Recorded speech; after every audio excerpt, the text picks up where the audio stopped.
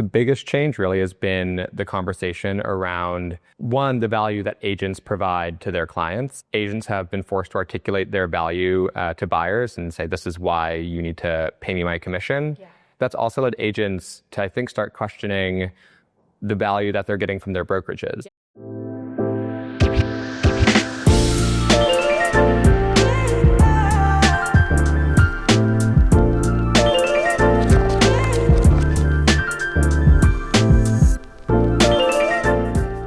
For the magazine, the sort of slug, the headline for your story was just how brokers get paid.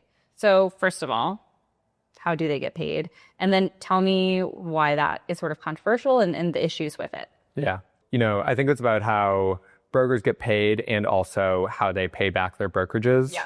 Brokers, agents are their 1099 contractors. Yeah. And so they're working off of commission. Typically, how that works is like $1 million deal. They're taking home 2.5–3% of that. That's their gross commission. And then they're giving 30% of that typically to a brokerage. Depends on, where they are, things like that. The benefit is that it's like unlimited earning potential. The other benefit is the more deals you do, the more money you make. Right. That's not that different from like any sort of sales-based commission job. Mm-hmm. The difference with agents is that like they don't really get fired for a bad year or two. Right. Part of that is because they don't have benefits like health insurance or retirement benefits that a W-2 sales employee might have. Yeah. On top of that, the freedom that a lot of independent contractors get to work for multiple companies at once. Agents don't have the freedom of movement that independent contractors in other industries do, but they also don't get the security and benefits that a typical W-2 employee might. Right. And it's a tumultuous time in the market, which means the sales are down for a lot of agents, making an already challenging job, all the more challenging. On top of that, last year, with the NAR settlement, there were some pretty big changes to the way the commissions are structured. How have those things converged on these issues? And how's that sort of changed the way agents feel about it, the way the brokerages are dealing with it?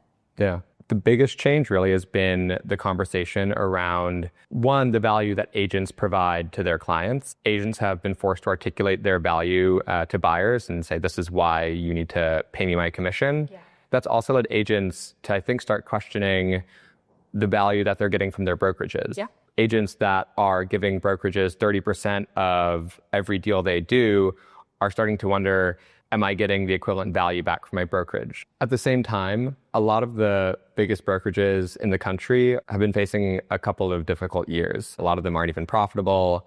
And so they're facing these commission headwinds, and they're just trying to cling on to any money that they're getting from their agents. When we're talking about something like clawbacks, which is this oddity in the independent contractor space, that's something that brokerages aren't particularly keen to change because that's how they hold on to their money. What would have to happen for this to change, right? For brokerages to decide to restructure the way that their contracts work with their agents, or for agents to, really gain the leverage to push back on their brokerages? While brokerages use these clawbacks in which they're, taking back commissions from agents that leave to recoup some of their money, they're also keen to get rid of them because when they bring on agents, they often have to reimburse those agents for the money that some other brokerage has clawed back.